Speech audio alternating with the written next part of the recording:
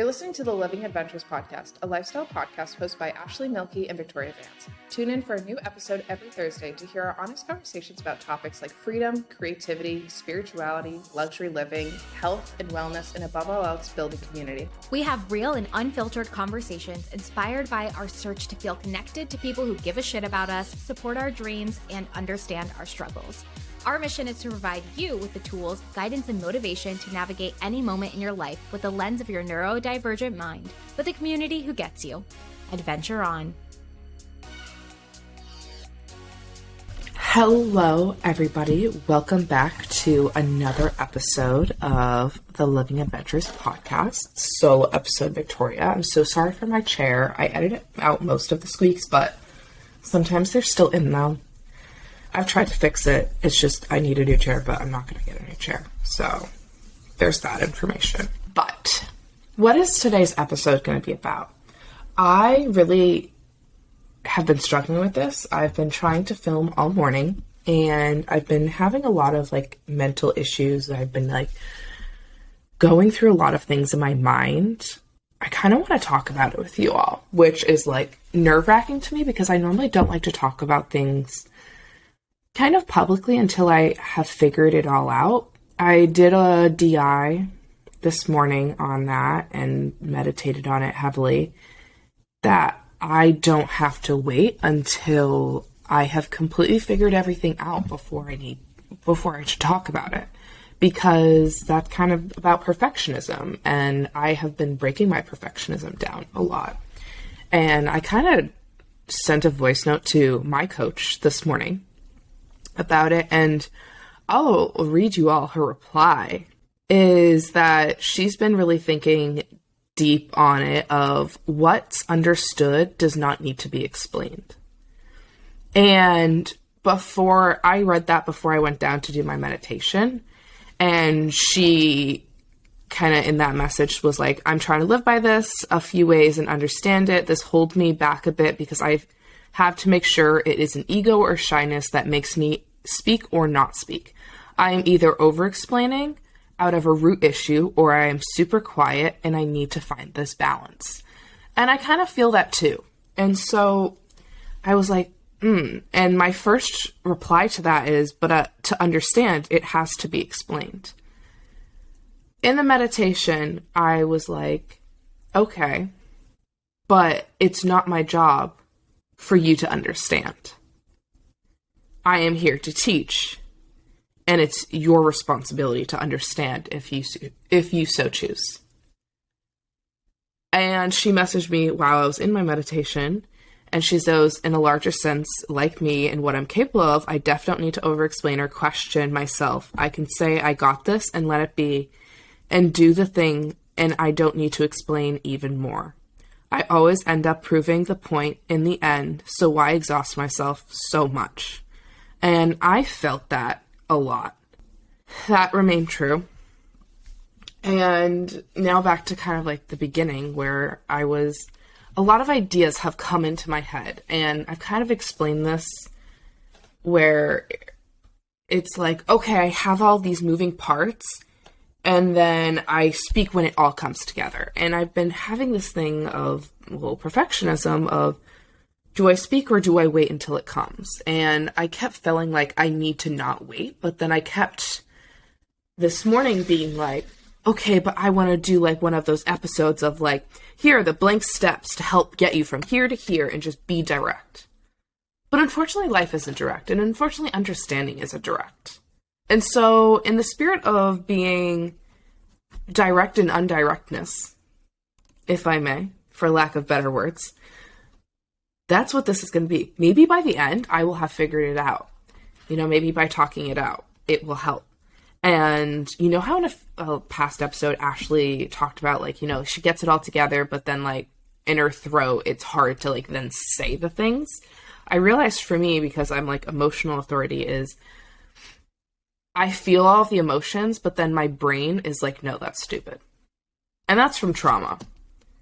So that's kind of what I'm going to talk about today, but not in a sense of don't worry, I won't deep dive into my entire trauma. I have been tracking the process of getting my imagination back. As you know, I went to Disney for the first time last week, and it was so helpful or 2 weeks ago, actually, now that you're going to be hearing this. It was so helpful to gain my imagination back, going on that Peter Pan ride and just feeling like I'm above the world and everything, and just being immersed in people's creativity. And so then I got home and actually wrote it on my phone, and then I journaled about it later. I was like, okay, here are the steps that helped me gain my imagination back. And it wasn't necessarily like step 1, do this, step 2, do this, because it's like I wrote the 7 things, and these are like the things that I've been like connecting in my head, that these are all the things that happened and I needed to do. But it wasn't necessarily a step-by-step process, and it was a lot of integration and deepening each step as I learned another step. And so I'm kind of going to talk about that because, well, I thought originally it was like, here's the 7 steps that helped me gain my imagination back. It's actually the 7 steps that helped me be an active participant in my life. And what I'm trying to say there is I really hate when people say like, oh, I help you live your authentic life. Authentic is just a buzzword for me that I fucking hate. And I think that's also because like being in the design world and everything, and obviously like the life coach world, you know, we often are our own worst critic. I don't know anybody who's not their own worst critic. But at the same time, I need to be my own best friend. And with at the same time being my own best friend is I need to be an active participant, and I cannot just survive my life, but I actually need to live my life. And so I guess these are the 7 steps, and I'm going to talk about them, that helped me actually be able to live my life. Was that deep? I don't know. Honestly, here's another thing. Because I feel like I have constant access to my brain, I feel like nothing I say is inspiring. And that's not good. Also, but then it's like, why does everything you have to say be inspiring? Blah, blah, blah, blah, blah. But it's just things I'm still working on, you know? If I waited to tell you it all, as I figured out, I'd probably be dead. You know, it would never happen. So, how I gained my imagination back, but also helped me become an active participant in my life. I went to therapy. The therapist I go to, I see this talk a lot about online of like, especially with ADHD, is like, oh, do you do DBT or CBT? I almost said CBD, everybody. Personally, I do neither. My therapist takes more of like a holistic and humanistic approach, which is basically, we kind of look at it in the lens of mindfulness, because when like she's the one that kind of started to teach me mindfulness, she kind of looks at it holistically and everything that's kind of going on. And it's just like helping you gain more active consciousness in your life.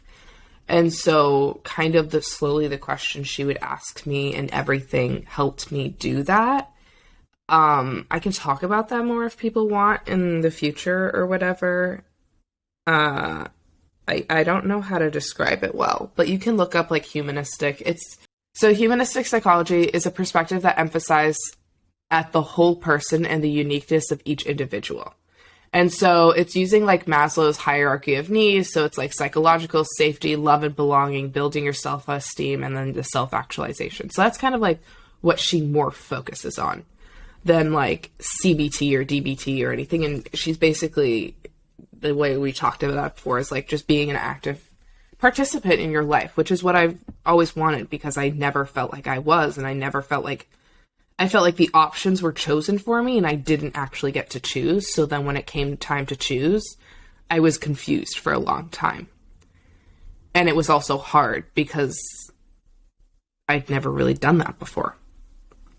So doing that is where I started. Then, and also working on my anxiety. And because if you don't know, I genuinely used to be so anxious where I would never talk to somebody I didn't know. Like, you think I should ask an employee for help or ask where a bathroom is? No, I will just wait and like suffer so that I don't have to talk to somebody. Like, that was too traumatic for me. It was really bad. So with that, she taught me mindfulness, and I have been continuing that practice and deepening it my entire my entire life since seeing her, which has been like 4 years now, which is ridiculous. And with that is where I started to really notice that, like, so something that's really hard for me that I've experienced is whenever people met me, they've always told me you're going to do great things. And I'm like, what the fuck does that mean? And it's kind of been this like pressure in the back of my head of like, oh, I always need to be the best because I'm supposed to be doing great things. So whenever I was trying out things for the first time, like I have to be the best because if I'm going to do that, then like I got to start early and everything. But what I didn't realize, it's like I'm going to do that, but just in a way I might not know yet. And so what I really have noticed in the past months, and I've kind of said this before, but I really want to serve as a connector in life. And I know I said that in the last episode. And that's kind of where I'm struggling to get what I'm trying to say now. I want to help people connect to community, family, friends, themselves, the earth, the present, and everything to be that living person in their own life and to be that active participant. I don't want you to just survive. And I want you to know that it's okay and safe to do that. And after years of trauma, it can be really hard and it takes a lot of time and you can't do that. Like, yeah, it takes like 6 months to change your life, but you cannot do all this in 6 months. Maybe if you didn't have insane severe trauma, maybe you could. I don't know. Everyone's different. So who knows? Maybe somebody could. It was not me. The next thing that really helped was TBM subconscious work. And so while in Mexico, I haven't really talked about this much, but though Mexico might have looked like, oh, I was doing like digital nomad life and living my best life. When I was in Mexico, I was going through it. I was doing so much healing and subconscious and shadow work. It was exhausting. That's why I didn't do that much traveling or exploring there, because I finally just like created a little safe haven for myself and just a place where I could just do this and nobody was bothering me, because it's like I didn't really know anybody there. Like the only time I knew somebody would be there is when Ashley would come. Otherwise, I was completely uninterrupted. My phone was on silent all the time, and it was just a place where I insanely connected to myself for the first time and dug and cried a lot. I did the inner child workshop, and that is not for the weak. And I'm not saying any of you are weak either, but that is not to do when you are not able to put your entire self in it. It's something that Lacey talks about is like kind of toe dippers or anything. I was not toe dipping. I was literally in therapy once a week because I was like, look, I'm going to do this and I'm just going to need you there on the sidelines while I go through this and be a sounding board for the intense shit that's going to come up. Because I knew it was going to be rough. I have done EMDR before. Unfortunately, my mom is trained in EMDR and she's done EMDR for me, and that was a terrible experience. But luckily, I can put myself into the theta state to do the subconscious work, which is really helpful, even though there was some trauma built in there. Doing that subconscious work, rewriting my childhood. So in that like inner child workshop, you basically reimagine your entire adult life with your like magnetic parents. And so it's like parents who, and it can be your real parents or it can be just completely different people, of conception to basically birth and then throughout like basically almost to your 20s is they take you through it. Your magnetic parents are people who are completely there for you. They have all of your needs met. They're constantly meeting your needs. If something bad happened, like how would they react? How would they help you learn to manage your emotions?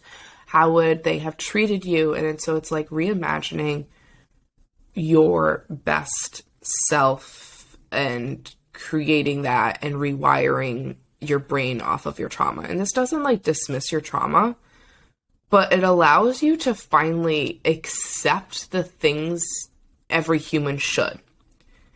And so it finally allowed me to feel like, oh, I can be lucky. Oh, people can like me. People can enjoy me as a person. Like I genuinely couldn't feel that ever.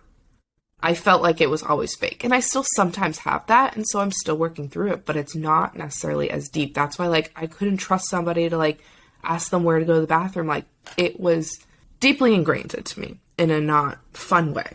I think one of the easiest ways to explain it is, you know, like the lucky girl syndrome thing of like, I'm so lucky, everything works out, and, you know, like manifestation. Like before I went to Mexico, I'd be like, okay, so I'm going to manifest a parking spot in Boston.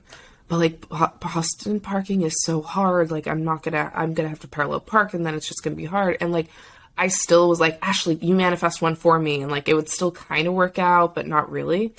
When I got back from Mexico, I didn't believe that parking could be hard. I genuinely was like, no, I'm going to get a front spot. What do you mean that couldn't exist? And since Mexico, I never have to walk that far for parking.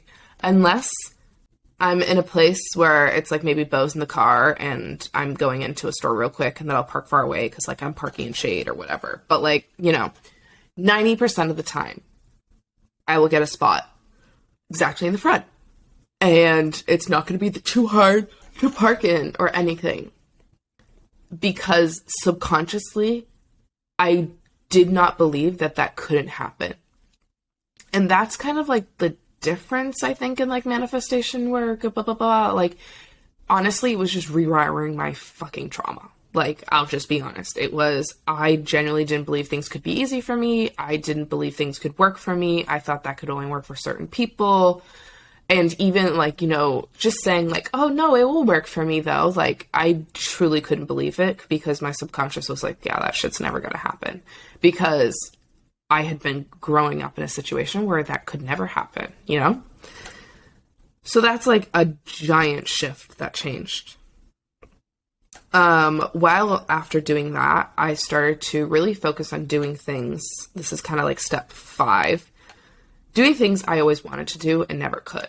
And so that was, oh, I'm at the store and I want candy. I can buy myself some peanut M&Ms. Like, it's not that deep, because I always asked for that as a kid. And my mom was like, no, you don't need that. You don't need sugar. You don't need this. And it's not really about the sugar, but it's just like proving to myself I can have what I want in a really small way. And this is something I brought up with Cameron. You asked in the Discord of like, you know, why micro manifestations are kind of helpful for building your trust muscle, is like building trust in myself. Like, I can have the things I want no matter how small. And it's like, you know, I could say like, oh, it's just peanut M&Ms, Victoria, like get over it. But it's like subconsciously, it's like, I was always denied that.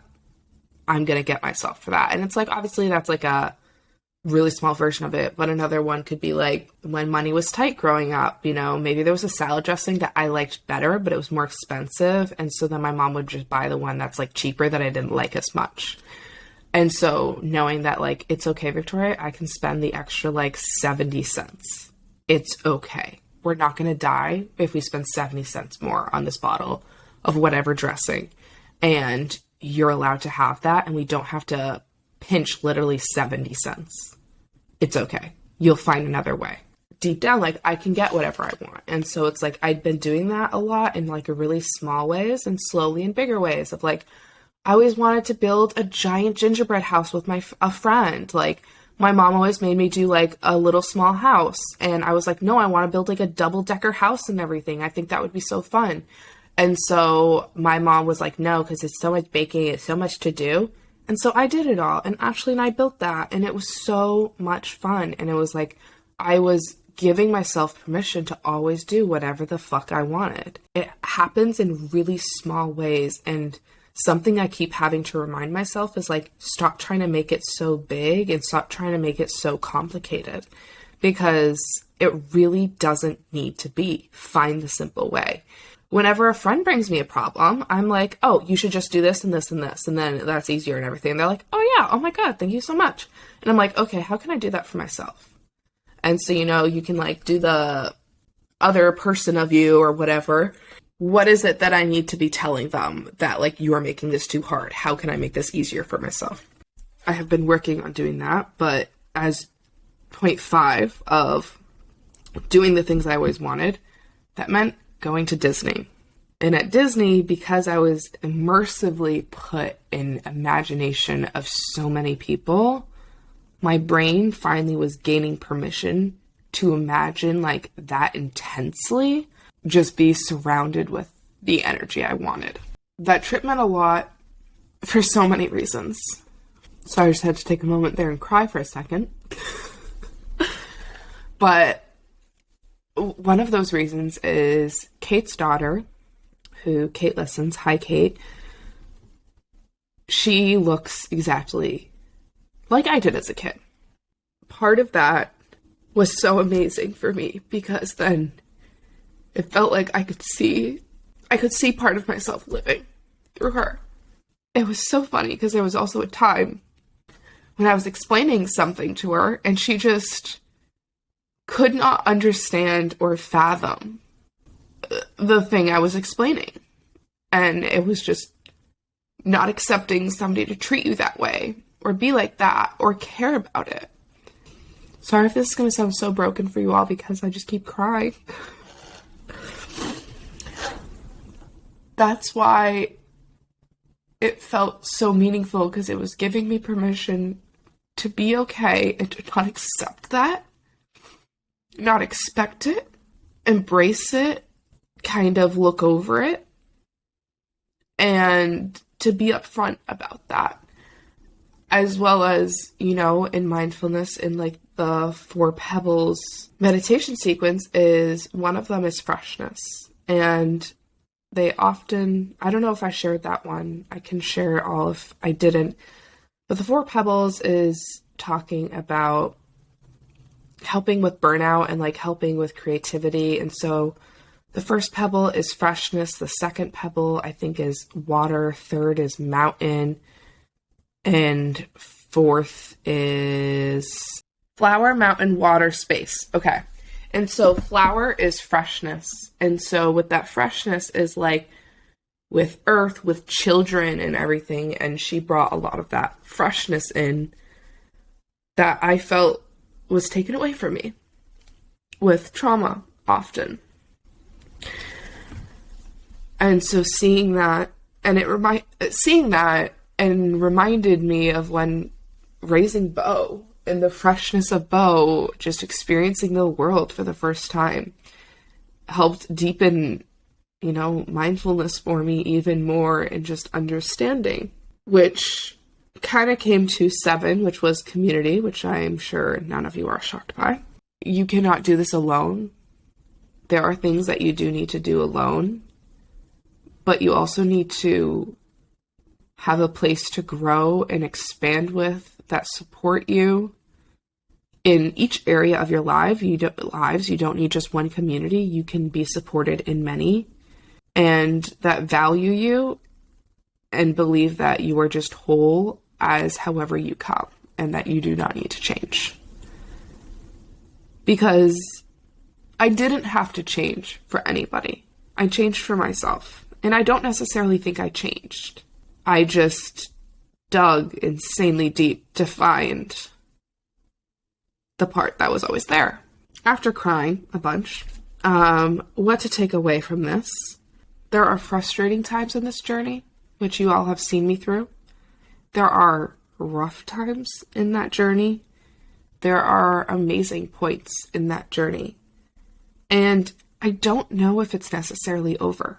These are kind of the 7 steps I have taken heavily in the past few years. I guess what to think on is, how are you not being an active player in your life in a way that you want to? Because you might be in some ways, but you might not be in others. What are the tools and resources you might need or want to get there? I don't know. I keep finding new shit every day. Like, Ashley saw a TikTok last week, and it was like, your 2nd house is what you expect, and what your 8th house is what you want in life. And then she looked up mine, and I was like, fuck, I just got called out.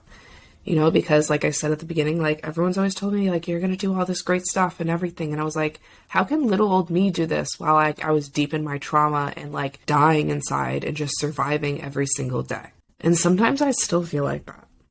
Will that ever end? I have no idea. And I don't mean for that to like not be hopeful. I do know that like there are always going to be good days and bad days. And there are so many good days in your life that haven't even happened yet. Some of the deepest connections in your life haven't even happened. and you don't even know them. And so though things might not be great right now, maybe things are great, there's just so much else out there that you have no idea yet. But to get those amazing moments, you do have to participate.